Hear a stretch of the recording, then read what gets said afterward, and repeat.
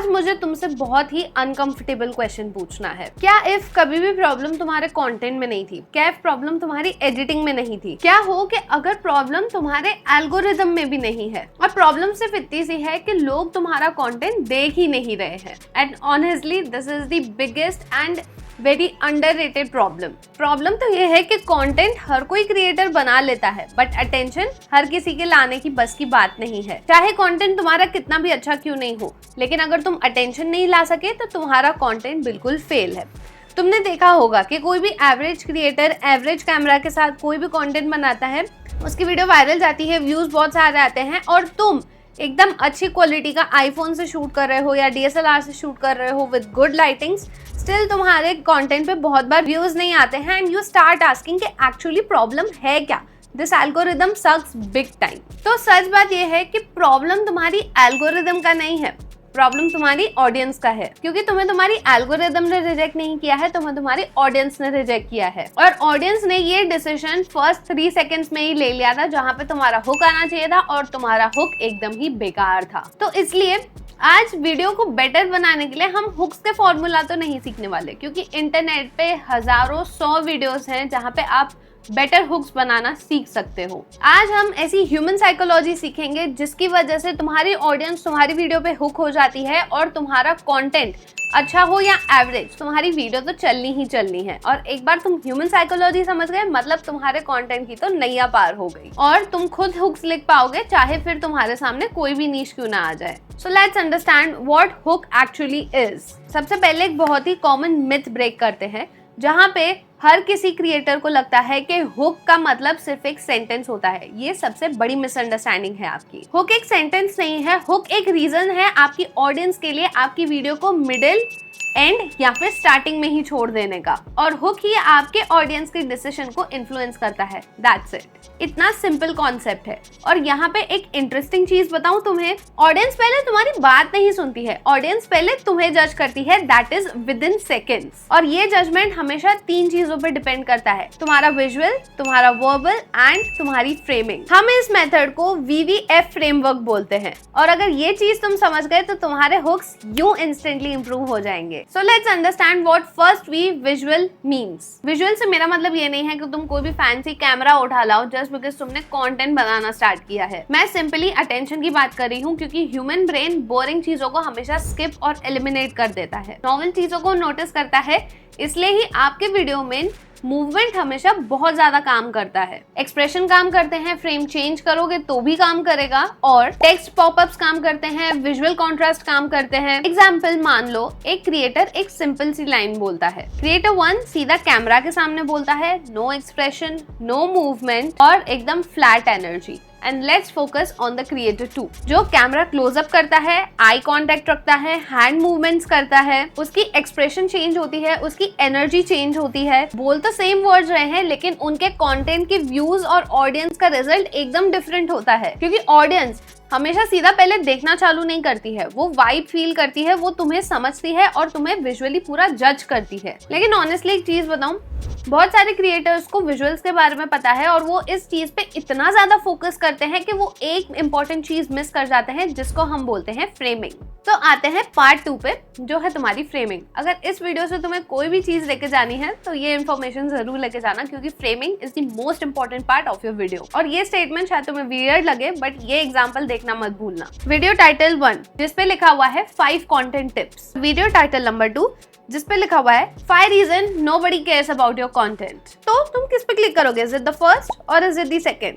Obviously the answer is तुम second वाली पे क्लिक करोगे। लेकिन फनी पार्ट पता है क्या है? हो सकता है दोनों वीडियो में सेम इन्फॉर्मेशन हो, सेम क्रिएटर हो, सेम एग्जाम्पल हो और सेम एडवाइस भी हो। फिर डिफरेंस किस चीज का हो सकता है? डिफरेंस होगा उसकी फ्रेमिंग का। और यही जगह पे most of the creators fail हो जाते हैं। क्रिएटर्स हमेशा सोचते हैं एक अच्छी सी वीडियो बना लेता हूँ, काम चल जाएगा, क्योंकि क्रिएटर्स इन्फॉर्मेशन के बारे में सोचती है और ऑडियंस हमेशा आउटकम के बारे में सोचती है। क्रिएटर हमेशा सोचता है कि मुझे पर्सनल ब्रांडिंग सिखानी है और ऑडियंस हमेशा बोलेगी कि मुझे मेरा क्लाइंट कैसे मिलेगा। क्रिएटर सोचता है कि मुझे स्टोरी टेलिंग सिखानी है और वहीं पे तुम्हारी ऑडियंस बोलेगी कि मेरी वीडियोस इतनी बोरिंग क्यों बन रही है। क्रिएटर हमेशा सोचेगा मुझे कंटेंट पिलर्स एक्सप्लेन करने हैं, बट यहीं पे ऑडियंस हमेशा सोचेगी कि मेरा कंटेंट ग्रो क्यों नहीं कर रहा। डिफरेंस डिफरेंस यहीं से तुम समझ जाओ। इन्फॉर्मेशन सेम है बट हर एक चीज की फ्रेमिंग बहुत ज्यादा अलग है, और जब तुम्हारी वीडियो की फ्रेमिंग ऑडियंस के पेन पॉइंट के अराउंड होती है तो तुम्हारी वीडियो को उड़ने से कोई भी नहीं रोक सकता। इसी चीज की वजह से एक बोरिंग सा टॉपिक भी वायरल हो सकता है और एक इंटरेस्टिंग सा टॉपिक भी फ्लॉप हो सकता है। डिफरेंस कभी भी इन्फॉर्मेशन का नहीं होता, डिफरेंस हमेशा तुम वीडियो को कैसे फ्रेम कर रहे हो उसका होता है। अब मैं एक और क्वेश्चन पूछती हूँ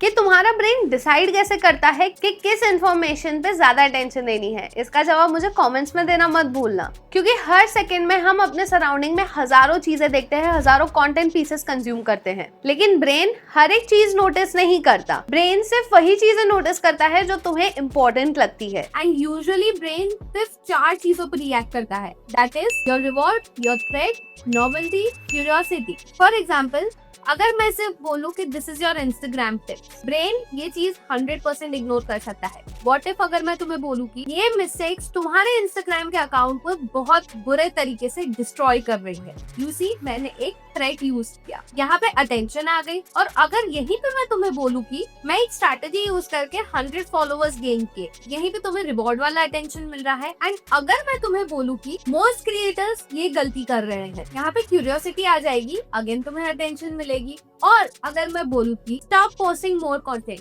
ये चीज तुम्हें नोवेल्टी वाला अटेंशन लाके देगी। और यही रीजन है कि कुछ हुक्स एकदम इंस्टेंटली काम करते हैं और कुछ हुक्स बढ़िया होके भी फ्लॉप हो जाते हैं, क्योंकि तुम उसे प्रेम नहीं कर रहे हो, अच्छे से विजुअल्स अच्छे से नहीं दे रहे हो, और तुम्हारा वर्बल सिर्फ काम नहीं कर सकता। वो तुम्हारे ब्रेन की नेचुरल अटेंशन को ट्रिगर कर रहे हैं और तुम्हें फोर्स कर रहे हैं तुम वीडियो मिडिल तक या एंड तक देखो। अब सबसे बड़ी मिस्टेक्स क्या है जो क्रिएटर्स यहाँ पे करते हैं, वो इन्फॉर्मेशन इंटरेस्टिंग बनाने की कोशिश करते हैं, जबकि उन्हें इन्फॉर्मेशन रेलेवेंट बनाने की कोशिश करनी चाहिए। अगेन डिफरेंस समझो। देयर इफ आई से 7 पर्सनल ब्रांडिंग टिप्स, ये इंटरेस्टिंग भी नहीं है और ये किसी एंगल से रेलेवेंट भी साउंड नहीं हो रहा है। Nobody remembers your content, इस चीज में तुम्हारी ऑडियंस भी इन्वॉल्व हो गई, प्रॉब्लम भी ऑडियंस की आ गई और अटेंशन भी आ गया। और यही एक माइनस है, डिफरेंस है एवरेज और पावरफुल हुक के बीच में। अब यहाँ से हम उस कॉन्सेप्ट पे आते हैं जो मुझे पर्सनली लगता है हर एक क्रिएटर को समझना चाहिए, और उस कॉन्सेप्ट को बोलते हैं द डोपामिन गैप। सुनने में बहुत ज्यादा फैंसी लगता है, आई नो, लेकिन इस चीज को तुम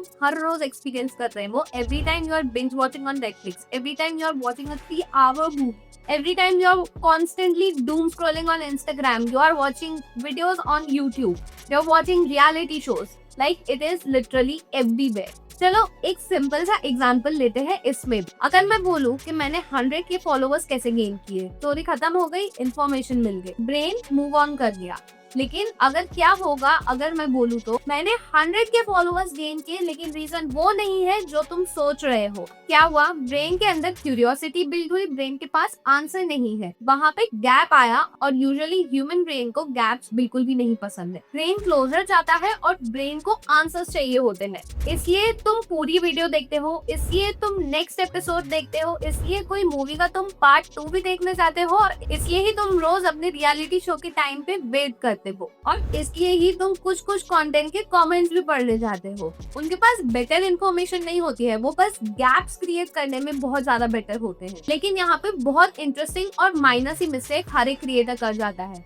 हर एक क्रिएटर को क्यूरियोसिटी को कंफ्यूजन के साथ मिक्स कर देता है, और वहीं पे सबसे बड़ी मिस्टेक हो जाती है। For example, a bad hook, this changed everything. क्या हुआ, किसके लिए हुआ, क्यों हुआ, इन्फॉर्मेशन बहुत पेंडिंग है, it is confusing and it's a good hook. This storytelling mistake doubled my watch time. It is specific, it is clear, it is interesting. तो डिफरेंस समझो इन चीजों में। क्यूरियोसिटी का मतलब ऑडियंस को पजल देना नहीं होता। क्यूरियोसिटी का मतलब है आपकी ऑडियंस को इनकम्प्लीट आंसर दे रहे हो, जिसकी कॉन्वर्सेशन चाहे वो तुम्हारे कमेंट्स या डीएम में कंप्लीट कर सकती है। और ये दोनों बहुत ही डिफरेंट चीजें हैं। अगर आप नेटफ्लिक्स या मूवीज देखते हो तो आपको ये वर्ड क्लिफ हैंगर के बारे में तो पता ही होगा। तो अब डिफरेंस समझते हैं हुक और क्लिफ हैंगर के बीच का क्या होता है। एक टाइम के बाद हर एक क्रिएटर हुक्स बनाना तो सीख जाता है, लेकिन वो अपनी ऑडियंस को रिटेंशन करना नहीं सीखता। दोनों बहुत ही अलग चीज है। चलो समझते हैं क्या है। हुक का काम है फर्स्ट 3 से 30 सेकेंड्स जीतना, depends on your short form and long form video. और क्लिफ हैंगर का काम है नेक्स्ट 30 to 1 मिनट जीतना। बहुत क्रिएटर्स के हुक्स तो अच्छे होते हैं, लेकिन उनकी जो बॉडी होती है वीडियो की वो बहुत ज्यादा बोरिंग हो जाती है, इसलिए रिटेंशन गिर जाता है। फॉर एग्जाम्पल, मान लो मैं वीडियो स्टार्ट करती हूँ, आज मैं तुम्हें 5 हुक के फॉर्मूलाज बताऊंगी। ठीक है, लोग रुक गए, आधी अधूरी देखी, हुक तो काम कर गया, लेकिन उसके बाद फॉर्मूला 1 2 3 4 5 बोरिंग, कोई नहीं देखने वाला। ऑडियंस को पता था कि तुम्हारी वीडियो में क्या आने वाला है। There was no surprise, there was no curiosity, there was no tension and there was no anticipation. और सेम ही वीडियो को चलो थोड़ा अलग तरीके से देखते हैं। आज मैं तुम्हें बेटर हुक्स बनाने के 5 ऐसे फॉर्मूलाज बताऊंगी, लेकिन लास्ट वाला फॉर्मूला गलती से भी मिस मत करना, वरना सारी इन्फॉर्मेशन बेकार है। मोस्ट क्रिएटर ये फॉर्मूला को तो यूज ही नहीं करते हैं, जिसकी वजह से उनकी वीडियो में रिटेंशन, अटेंशन, ये सब चीजों की बहुत बड़ी कमी होती है। इस इंफॉर्मेशन की वजह से ऑडियंस वेट करेगी, आपकी वीडियो एंड तक देखेगी, जिसकी वजह से आपकी वीडियो में रिटेंशन भी आया और टेंशन भी बिल्ड हुई,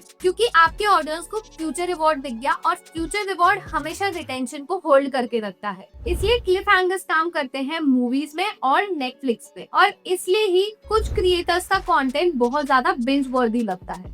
अब आते हैं हमारे प्रैक्टिकल पार्ट पे। 5 ऐसे हुक जो तुम्हारे हर एक नीश पे एवरग्रीन चल सकते हैं। Let's start. Number 1 is your curiosity hook. ये हुक सबसे पॉपुलर है और इसका एग्जांपल है, most creator think they are building a personal brand, they are actually becoming forgettable. अब ऑडियंस सोचेगी क्यों, ऐसा तो क्या कर रहा है कि इतनी मेहनत करने के बाद भी क्रिएटर को सब भूल जा रहे हैं, और वहीं पे तुम्हारा अटेंशन आता है। Hook number 2, your pattern interrupt. Expectations तोड़ दो। For example, stop posting more content. Audience shock हो गई क्योंकि सब बोलते हैं ज्यादा पोस्ट करो, कंसिस्टेंट रहो, और तुमने बोला कि स्टॉप। वहां भी तुम्हें अटेंशन मिलती है, लेकिन हमेशा याद रखना, शौक सिर्फ शौक के लिए क्रिएट मत करना, उसके पीछे लॉजिक भी होना चाहिए। Number 3 is your personal state. Human being हमेशा स्टोरी पे ट्रस्ट करते हैं। For example, I lost client because of this mistake. अब ऑडियंस रिलेट भी करेगी, उनके अंदर का इमोशन भी जागेगा, और इसकी वजह से तुम्हारा ट्रस्ट बिल्ड होगा। Number 4 is your social proof. Research, experience, authority. For example, I study 500 viral reels and found one pattern. अब ऑडियंस को लगता है ओके, इस बंदी ने रिसर्च तो करके रखी है और हम इस पे ट्रस्ट कर सकते हैं। इसकी वजह से ऑडियंस को तुम पे ट्रस्ट और क्यूरियोसिटी दोनों बिल्ड होगी। Number 5 is your reward slash threat. ये सबसे पावरफुल कैटेगरी है। रिवॉर्ड का एग्जांपल आपको देती हूँ, do this and your watch time will improve. अब मैं तुम्हें थ्रेट का एग्जांपल देती हूँ, ignore this and your content will keep getting ignore. Human brain naturally reward को चेस करता है और थ्रेट्स को अवॉइड करता है, इसलिए ही ये दोनों हुक बहुत ज्यादा स्ट्रांगली काम करते हैं। अब एक प्रैक्टिकल प्रैक्टिस करते हैं, जहाँ पे मैं तुम्हें बताऊंगी कि तुम्हारा एवरेज, गुड और बेस्ट हुक कैसे टाइप का दिखता है। This is your average hook. Boring, ये चीज 2026 में तो बिल्कुल भी काम नहीं करेगी। This is your strong hook. अब यहाँ पे क्यूरियोसिटी बिल्ड हुई, कॉन्फ्लिक्ट क्रिएट हुआ और नोवेल्टी, सब चीजें आ गई। तुम्हारा एवरेज हुक बोलता है कि content ideas for creators, but तुम्हारा स्ट्रॉन्ग हुक होता है the real reason I never run out of content ideas. अब ऑडियंस का यहाँ पे पेन पॉइंट हिट हुआ, क्योंकि कंसिस्टेंट तो आप तब रहोगे ना जब आपके पास कंटेंट के आइडियाज होंगे, और आइडियाज के साथ अगर आप कंटेंट शूट कर रहे हो तो ऑब्वियसली आप कंसिस्टेंट तो कैसे नहीं रह पाओगे। एवरेज हुक आपका बोलता है स्टोरी टेलिंग टिप्स, व्हेयरएज आपका स्ट्रॉन्ग हुक बोलता है your stories aren't boring, you are just telling them wrong. अब यहाँ पे इमोशनल ट्रिगर हिट होता है। इन्फॉर्मेशन सेम है, फ्रेमिंग डिफरेंट है, और रिजल्ट तो और भी ज्यादा डिफरेंट आपको दिखेंगे। अब एक अनकंफर्टेबल ट्रूथ पे आते हैं, क्यों बहुत ज्यादा हुक्स हमेशा फेल हो जाते हैं। और रीजन आपका टैलेंट नहीं है, रीजन आपकी ह्यूमन साइकोलॉजी है। मिस्टेक नंबर 1, क्रिएटर्स हमेशा क्रिएटर की तरह सोचते हैं, बट उनके ऑडियंस के पेन पॉइंट की तरह नहीं। मिस्टेक नंबर 2, आपका सेटअप टू मच है। क्रिएटर 20 सेकंड्स का कॉन्टेक्स्ट देता है और ऑडियंस ऑलरेडी भाग चुकी होती है। फटाफट से पॉइंट पे आओ ताकि तुम्हारी ऑडियंस भी रुक के इन्फॉर्मेशन पूरी कंज्यूम करते जाए। मिस्टेक नंबर 3, आपकी लैंग्वेज बहुत ज्यादा जेनेरिक है, जैसे कि ये स्ट्रैटेजी बहुत ज्यादा अमेजिंग है, ये चीज गेम चेंजर है और ये चीज सीक्रेट है। सबने सुना हुआ है, थोड़ा स्पेसिफिक बनो और अपने ऑडियंस के पेन पॉइंट पे और जाके ट्रिगर करना सीखो। Mistake number 4, emotional trigger. आपकी वीडियो में इंफॉर्मेशन तो है, बट इमोशनल ट्रिगर आप उस पे हिट नहीं कर पा रहे हो, और इमोशन के बिना तो अटेंशन बहुत ज्यादा वीक हो जाता है। अब आते हैं मैं अपने हुक्स कैसे फ्रेम करती हूँ और कैसे बनाती हूँ for better videos and better views. अब समझ लो तुम एक बिगिनर हो और कल से ही तुम बेटर हुक्स सीखना चाहते हो, तो ये फ्रेमवर्क यूज करना बिल्कुल भी मत भूलना। Problem, gap and payoff. For example, people watch your content but never follow you. That's the problem. And the reason is probably not what you think. That's the gap. And let me explain. That is the payoff in your dream. हो गया, इतना ही simple है, effective है और हर बार काम करता है, हर नीश पे काम करता है। ये लिखवा के ले लेना मुझसे। आप ये समझते हैं कि हमेशा क्रिएटर्स गलत चीजों पे फोकस करते हैं, better camera, better transition, better editing, better mic, but audience को इन सब चीजों से फर्क नहीं पड़ता। एटलीस्ट स्टार्टिंग में तो बिल्कुल भी फर्क नहीं पड़ता। ऑडियंस हमेशा इससे डिसाइड करती है कि ये चीज क्या देखने के लायक है और यही चीज वो फर्स्ट फ्यू सेकंड्स में डिसाइड कर लेती है। इसलिए हमेशा बेटर कंटेंट से पहले बेटर हुक्स बनाना सीखो और बेटर हुक्स बनाने से पहले ह्यूमन साइकोलॉजी समझना सीखो, क्योंकि जिस दिन तुम अटेंशन लाना सीख गए उस दिन तुम्हारे लिए कंटेंट क्रिएशन तो एकदम बच्चों का खेल हो जाएगा। और नेक्स्ट वीडियो में हम बात करेंगे कि क्यों आपका एजुकेशनल कंटेंट इतना इंफॉर्मेटिव होने के बाद भी वायरल नहीं जाता, क्योंकि ऑनेस्टली बहुत सारे क्रिएटर्स वैल्यू तो दे रहे हैं लेकिन अटेंशन नहीं ले पा रहे, और उसका रीजन शायद तुम सोच भी नहीं सकते। और अगर ये वीडियो हेल्पफुल लगा तो सब्सक्राइब बटन क्लिक करना मत भूलना एंड बेल का आइकन क्लिक करना मत भूलना, ताकि नेक्स्ट वीडियो आप गलती से भी मिस ना कर दो। और मुझे कमेंट्स में जरूर बताना तुम्हारे कंटेंट की सबसे बड़ी प्रॉब्लम क्या है, हुक्स, स्टोरी टेलिंग या फिर रिटेंशन। मैं जनरली तुम्हारे कंटेंट्स पढ़ती हूँ एंड उसे कंसिडर करती हूँ। सो मिलते हैं नेक्स्ट वीडियो में, तब तक के लिए बाय बाय।